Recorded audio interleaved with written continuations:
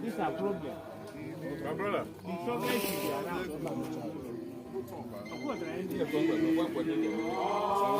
Joshua, I'll shovel cover.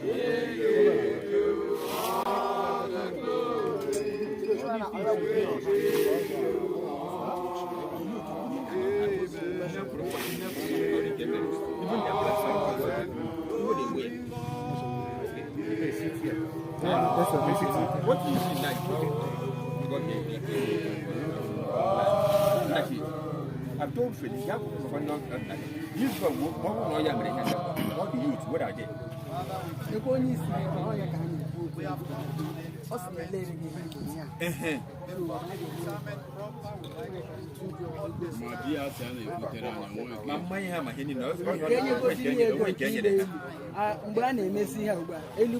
which I get on my own, Bicon.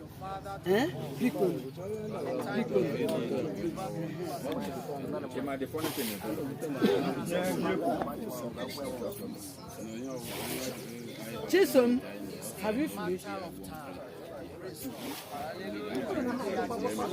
Let me tell you when we can talk about He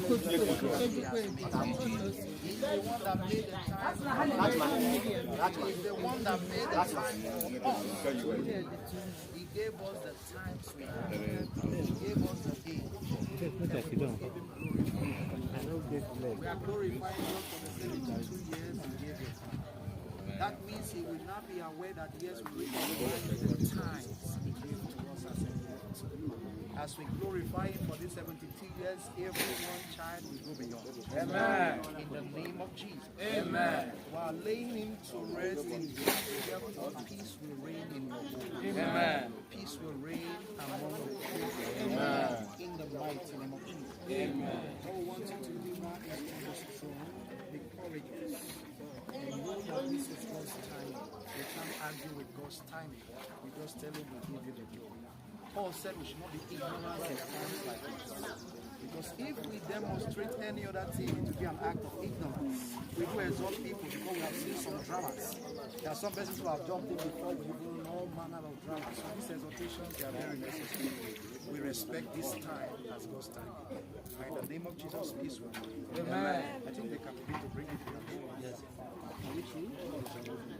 Is it okay? Let them bring it. I should bring it.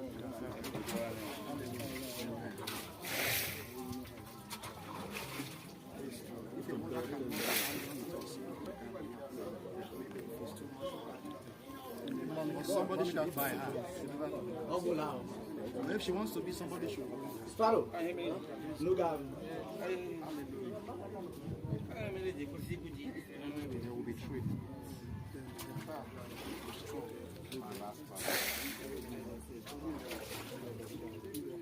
It is in faith. We anoint this place in the name of God. Amen. Amen. Amen. Amen. This place is resting ground. Amen. It will not be turned to a ritual ground. Amen. No other purpose will thrive here. Amen. Unless it's resting. Amen. In the name of Jesus. Amen. Evil will not thrive. Amen. Evil men will not see here. Amen. In the name of Jesus. Amen. This place is designated. Amen. As his grave ground. Amen. His grave site. Amen. In the name of Jesus. Amen. It is consecrated. Amen. Anyone that come here with evil intention will not prosper. Amen. In the name of Jesus. Amen. This place is consecrated. Amen. The name of the Father. Amen. The name of the Son. Amen. The name of the Holy Spirit. Amen. That's every day. Yes, I've said that to my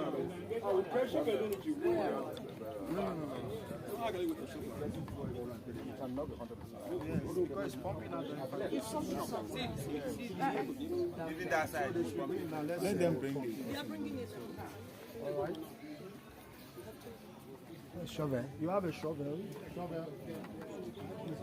Don't use your hands. That one. They're going to be.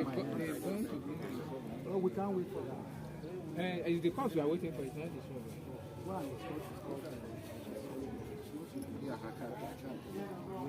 In faith and in hope of restoration to eternal life through Jesus Christ, our Lord and Savior, we commit the body of our beloved Father, brother, to the Mother Earth, earth to earth, arches to arches, dust to dust. And I beheld from heaven, saying unto me, blessed. They should go inside. And then I buy. I behold a voice from heaven, saying unto me, blessed are the dead who died in the Lord. Yes, saith the Spirit, that they may rest from their labor, and their works will follow. His soul shall rest. Amen. Mira how they speed above top. They want to know they take chances. Where is it?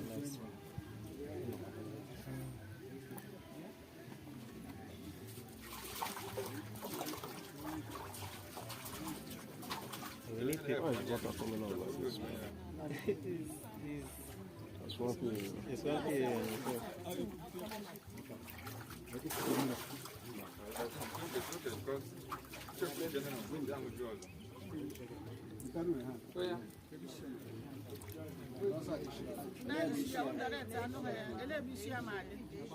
That's the head. Check with this side. I didn't look in the line as well.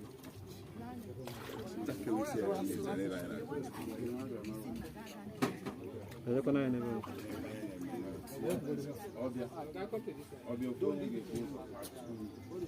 know. Come to this side. Hold on.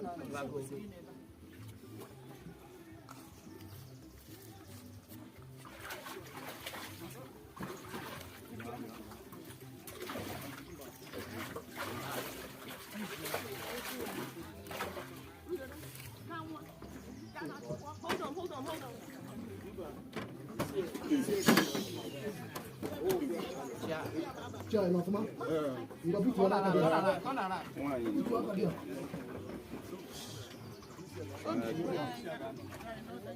What knows us?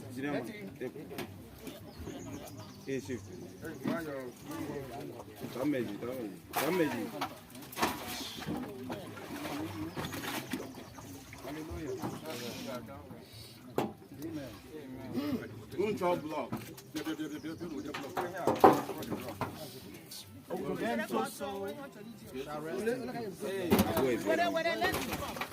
keep it on top of it. That's good.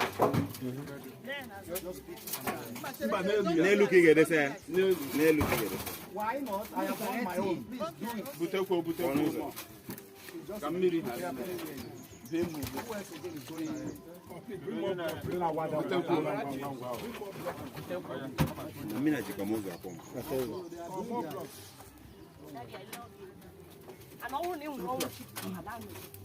if anybody is responsible, fight!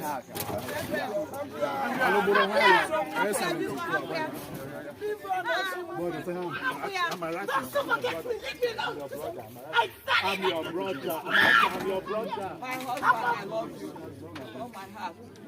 I never get a book. I never get anything. People are in that. Will you stop? Let me!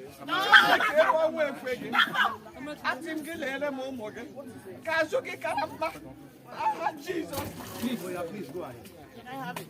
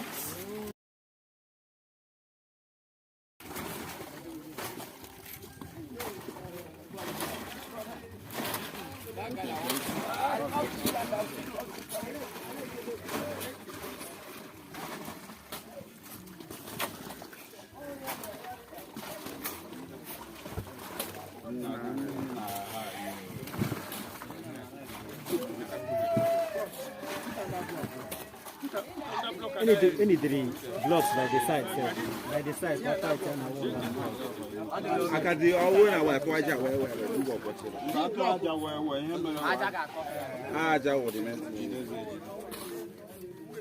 I can get you. I want blood. So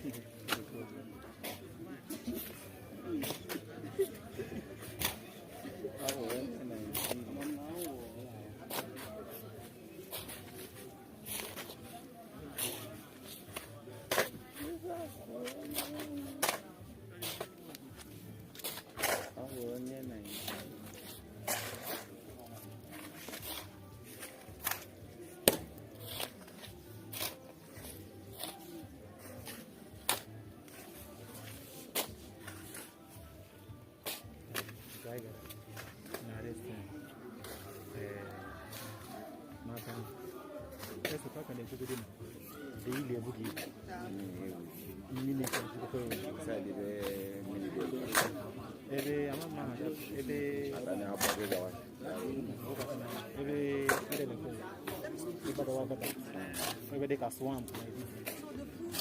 I got a mini Germany. I could be the laminate capital. It was very heavy. And now, but I got to know expanding.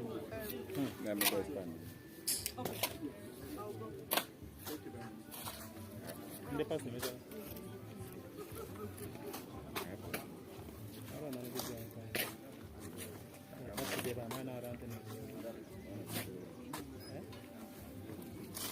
I put Chinese in the audition. I put Chinese in the audition. Audition, sure.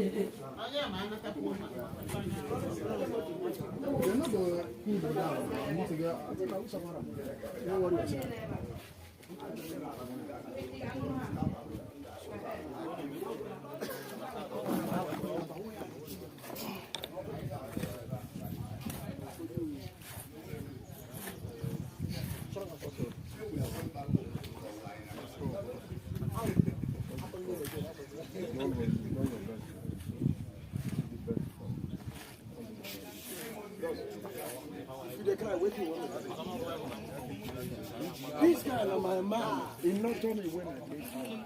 My family gave me look at tennis. It's like they drove us. Oh my God! Oh my God!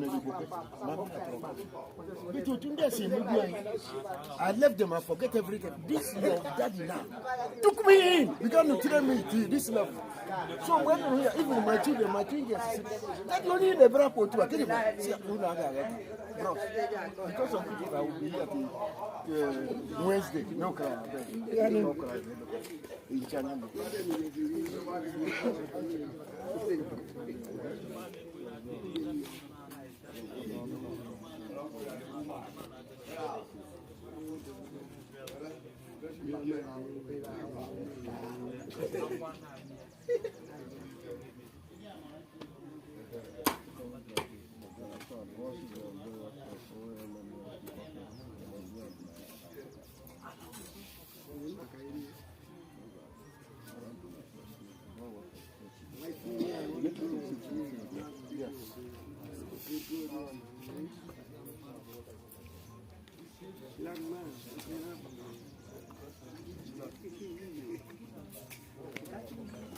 Oh God.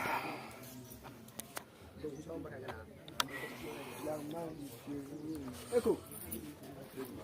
Echo. And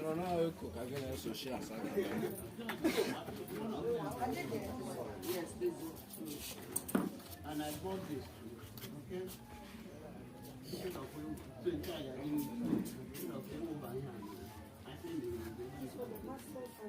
I saw one on top. I don't know.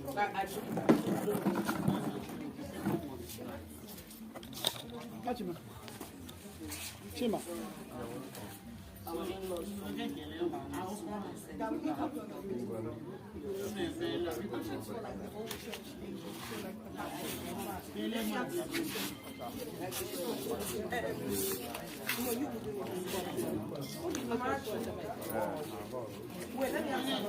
Yes. Oh, he's here.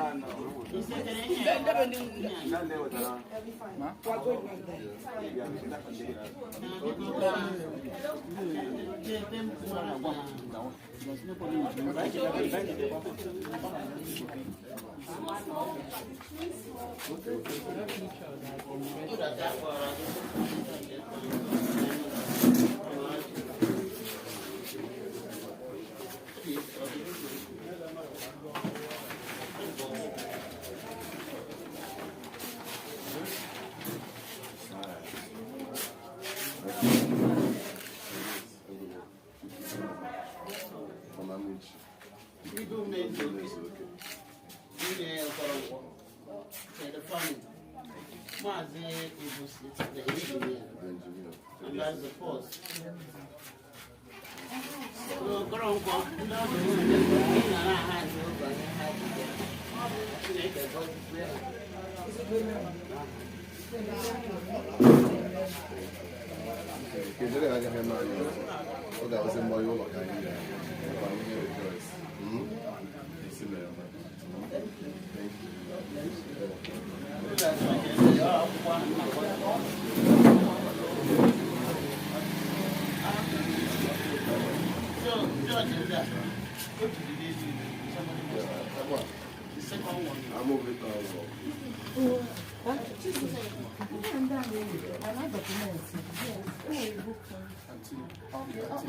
I just want to remind you so that they can hand it for your documentation.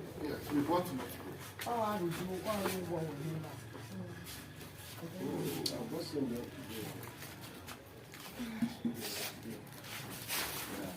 How much you go?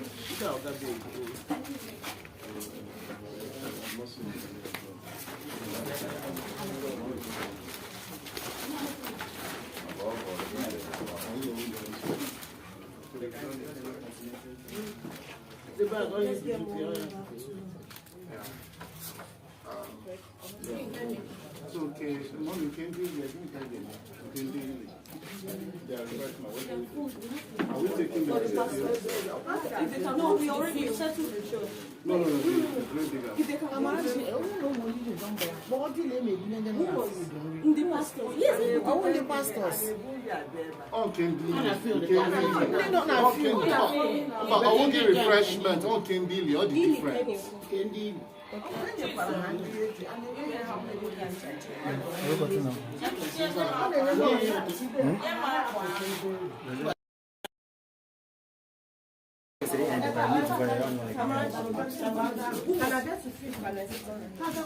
Okay, how do I go feel?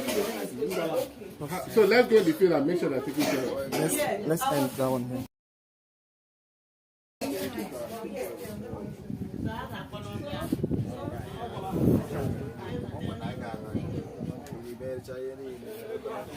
It was a Mazi now. So,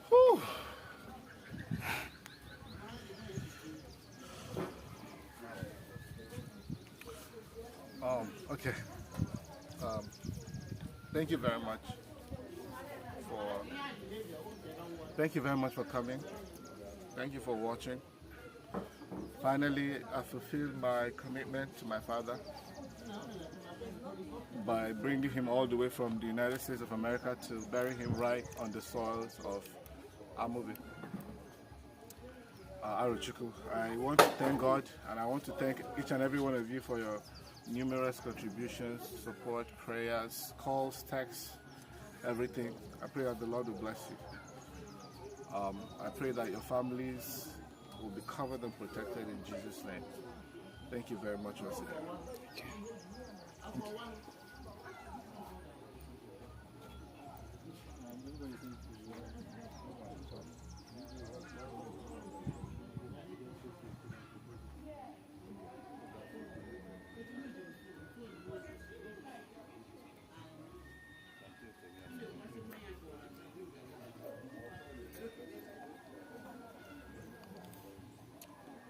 Okay, we're out.